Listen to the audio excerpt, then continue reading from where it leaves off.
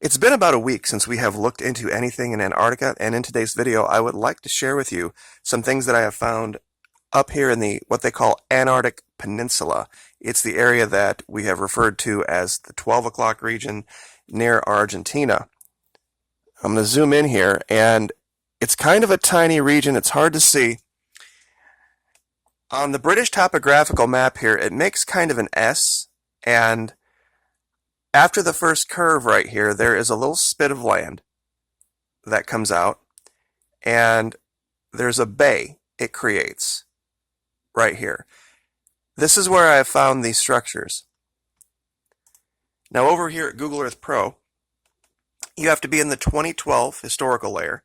For some reason, and I don't know why, there are a lot more high-resolution images in that year than in others. Also, it's going to be very important to find these and see them properly, that you change the aspect of your camera. Now, over here, once you download Google Earth Pro, you will see these two discs in the upper right. The top one, if you click and hold the top arrow, it changes the angle of the camera, and it moves it up toward the horizon like this. Then what you can do is you can zoom in as if you were coming in like landing a plane, has been the analogy that I've used. Now in the region, overall what we see is a lot of artificial structures out in the water. We see an artificial port here, we see what looks like another one here, and of course this 90-degree angle that really just doesn't occur naturally. I'm sure most of you are familiar with that. But it's this particular small mountain range right here that we're going to be looking at. There's about 11 different locations. Now the first thing right off the bat that caught my eye was this. These shadows. This over here, that's a pretty steep mountain, but you could make the argument, okay, that's a mountain. Over here, this looks like the Washington Monument. This does not look natural. This looks like some type of an obelisk that, whatever it is, has been scrubbed or covered. They are very good at this. They just forgot about the shadows, because I don't think they thought anyone was going to be using all three of these tools simultaneously, using high resolution, time, and aspect to find things. And they might not even know it's there. Now over here, I labeled this the best as I could, because when you look at it, there's really no other clear explanation for it, and you've got to get in real close to see this. We have clearly what looks like a doorway outlined in light, and what looks like some type of a human-ish type figure next to it. And this is all on the shadow side of the mountain. So why this would be showing up in light, I do not know in this image. And it's very, very hard to see unless you zoom in really close. But once you do, you see it, and you can't unsee it. Even from this distance. Unfortunately, I put the pin too close, and my writing label covers it and obscures it. I wish I would have moved it, but it's very clear what that is. And over here, I don't know how you would explain this with any type of natural occurrence. This is clearly an artificially made platform and what looks like a passageway down underneath.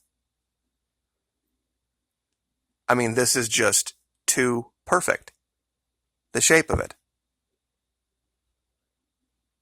There's no way nature would have just created something like this with that perfectly round diving board, a tongue depressor type shape.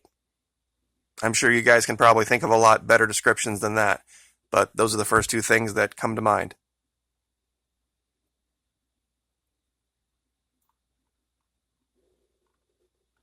As we zoom out, we're going to move over this direction. And once again, aspect is everything.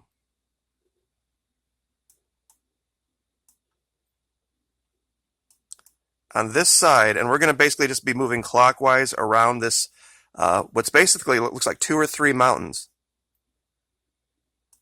On this side, there is, and this is the shadow side of the mountain. That's what makes this so suspicious.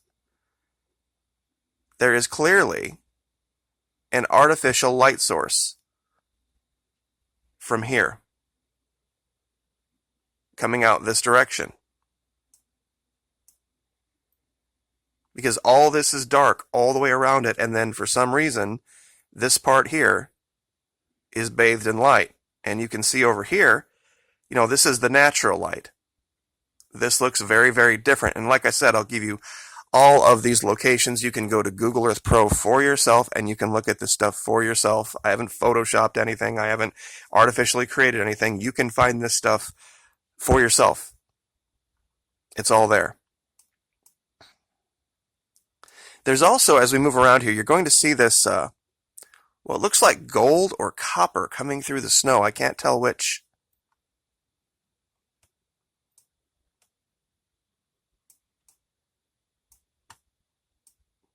But maintaining your angle with the horizon is important, because that's how you would perceive things if you were on the ground. Now, I know this might be pareidolia. I've labeled it Rushmore, but this part of the mountain kind of sticks out. And while the rest of the mountain doesn't get any sunlight, this part does. And I think you can see the facial structures.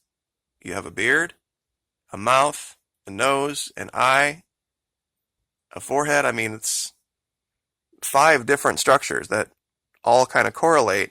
And if we did it, who's to say they didn't? I mean, we carved 4 giant faces into the side of a mountain in the Dakotas.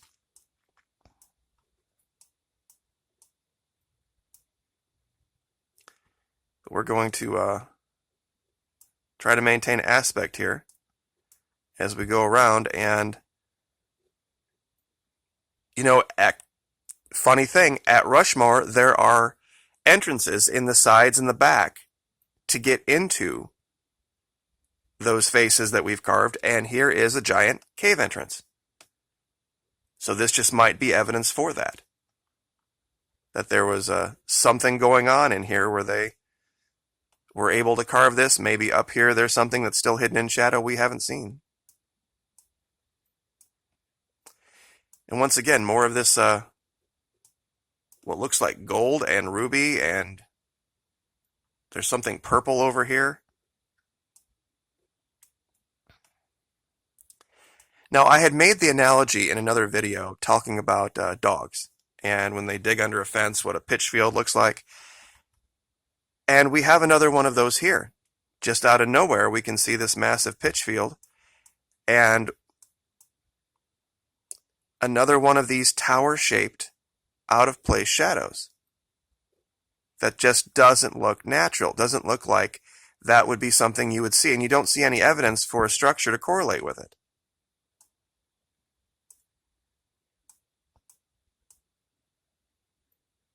And over here, there is this weird, totally unnatural shadow. This clearly cannot possibly be something that nature created just by looking at the shape of it.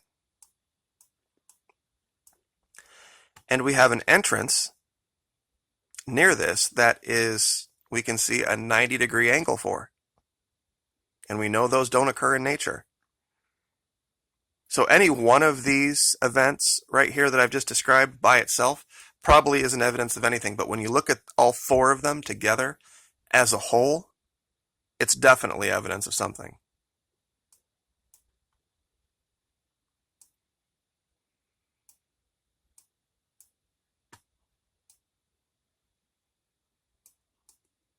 And around over here, there is more evidence of something like a pyramid. right here.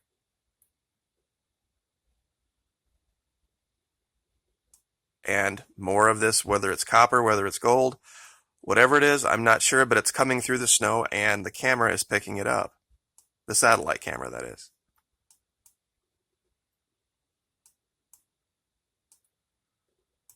We have another entrance to a cave over here that clearly shows usage.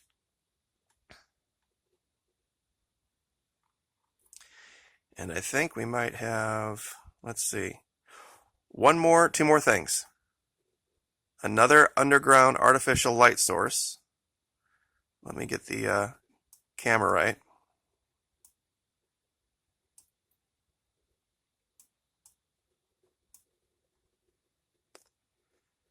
Right here.